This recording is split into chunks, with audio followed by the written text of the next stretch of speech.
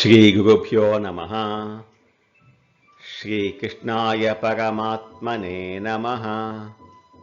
భగవద్గీత జ్ఞాన విజ్ఞాన యోగంలో ఈరోజు మనం 23, 24 శ్లోకాలను తెలుసుకుందాము. ఇంతకుముందు శ్లోకంలో శ్రీకృష్ణ పరమాత్మ ఏ దేవతలను ఆరాధించినా తన అనుగ్రహము వల్లనే ఆ దేవత ద్వారా భక్తుడు కోరుకొనిన భోగములను పొందుతాడు అని చెప్పారు. 23వ శ్లోకం. అంతవత్తు ఫలం తేషాం తద్భవత్యల్పమేధసాం దేవాన్ దేవయజో యాంతి మద్భక్తా యాంతి మామపి. అంతవత్ తు ఫలం తేషాం తద్భవతి అల్పమేధసాం. తు అయితే అల్పమేధసాం అల్పబుద్ధి కలిగిన తేషాం వారి యొక్క తత్ఫలం ఆ ఫలము అంతవత్తు అంతము కలది అంటే అశాశ్వతమైనది, భవతి అగుచున్నది. దేవాన్ దేవయజః యాంతి మద్భక్తా యాంతి మాం అపి. దేవయజః దేవతలను పూజించేవారు దేవాన్ యాంతి దేవతలను పొందుతారు. మద్భక్త నా భక్తులు మాం అపి యాంతి నన్ను కూడా పొందుచున్నారు. అంటే నా భక్తులు ఫలములతో పాటు నన్ను కూడా పొందుతున్నారు అని.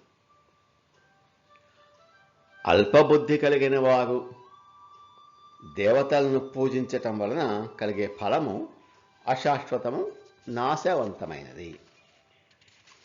దేవతలను పూజించువారు దేవతలనే పొందుచున్నారు. అంటే మరణించిన పిదప దేవలోకాలను పొందుతారు, మోక్షం పొందరు అనర్థం. అదే నన్ను పూజించే నా భక్తులు ఆ ఫలములతో పాటు నన్ను కూడా పొందుతారు.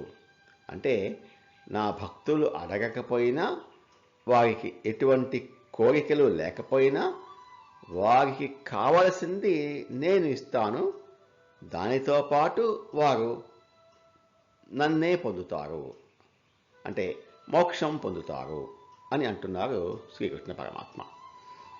నన్ను పూజించే భక్తులు అంటే శ్రీకృష్ణ భక్తులు అని కాదు, సర్వవ్యాపకంగా ఉన్న పరమాత్మను ఆరాధించటము అని. అల్పబుద్ధులు కలవారు అని ఎందుకన్నారంటే సాక్షాత్తు పరమాత్మను ఆరాధించకుండా ఇతర దేవతలను ఆశ్రయించి భజించువారు అల్ప ఫలములను పొందుతున్నారు. అటువంటి అశాశ్వతములైన ఫలముల కోసం ఇతర దేవతలను పూజించువారు అల్పబుద్ధి కలవారు అని చెప్పారు. పూర్ణ బుద్ధి కలవారు అయితే శాశ్వత ఫలం ఇచ్చేటటువంటి మోక్షము కొరకు పరమాత్మను ఆశ్రయిస్తారు కదా. ఎవరిని ఆరాధిస్తే వారినే పొందుతాం. రాక్షసులను ఆరాధిస్తే రాక్షసులనే పొందుతారు.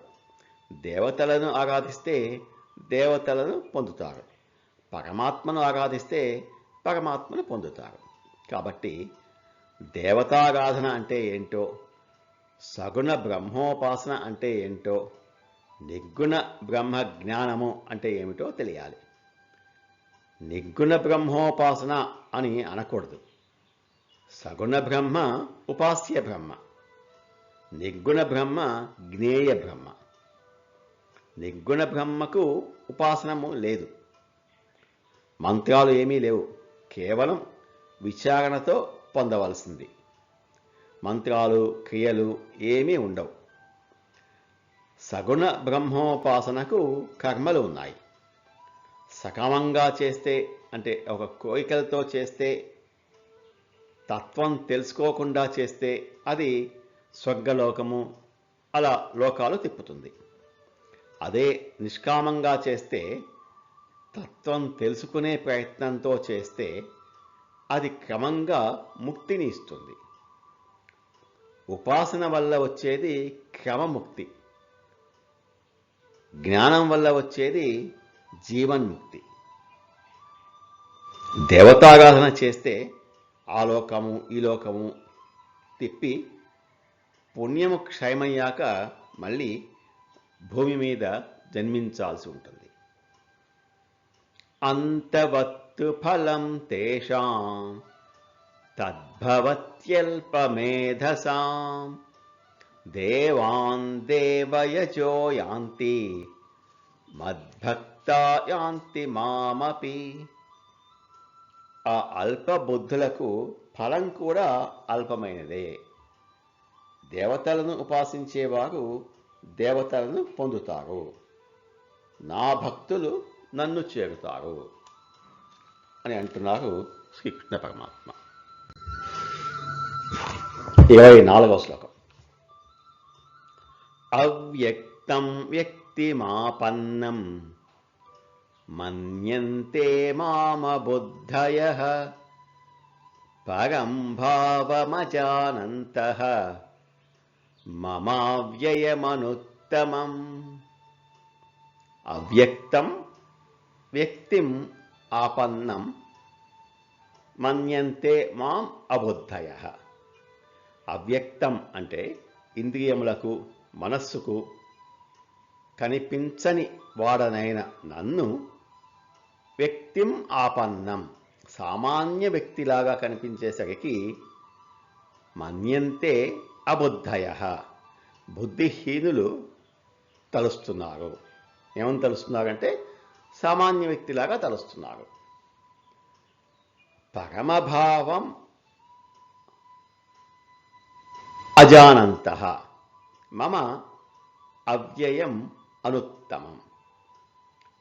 నా యొక్క అవ్యయము అనుత్తమము అయినటువంటి పరమభావమును అజానంతం తెలుసుకొనలేకపోతున్నారు. అవ్యయం అంటే నాశనము లేనిది, శాశ్వతమైనది. అనుత్తమం అంటే దానికంటే ఉత్తమమైనది ఇంకొకటి లేదు, అంటే అత్యుత్తమము. నేను శాశ్వతుడను, సర్వోత్తముడను, ఇంద్రియాలకు మనస్సుకు గోచరింపబడని వాడిని. నా పరమభావమును బుద్ధిహీనులు గ్రహింపక ఇటువంటి సచ్చిదానంద పరమాత్ముడైన నన్ను సాధారణ మనుష్యునిగా, అంటే జనన మరణ చక్రంలో పడి పరిభ్రమించు వానినిగా తలుస్తున్నారు. శ్రీకృష్ణ పరమాత్మ వసుదేవసుతుడిగా జననము పొందాడు కాబట్టి, ఇంతకు ముందు లేని వ్యక్తి ఇప్పుడు కనిపిస్తున్నాడు కాబట్టి నన్ను ఒక సామాన్య మానవునిగా తలుస్తున్నారు. ఆ విధంగా తలచేవారిని బుద్ధిహీనులు అంటున్నారు. నిర్గుణంగా ఉండవలసిన పరమాత్మ సగుణ రూపముగా కనిపించేటప్పటికీ పరమాత్మ యొక్క మాయకు లోబడి అలా అనుకుంటున్నారు. పరమాత్మ యొక్క గుణములు ఇక్కడ చెప్తున్నారు. శాశ్వతమైన వాడిని, అత్యుత్తముడిని అని.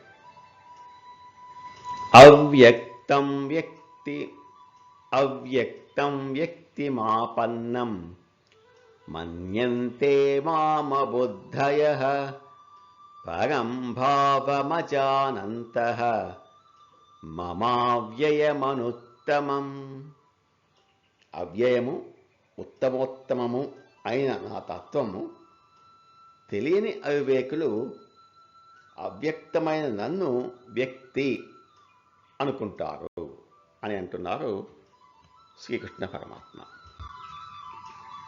నమో భగవతే వాసుదేవాయ. ఏతత్ ఫలం శ్రీకృష్ణార్పణమస్తు. స్వస్తి.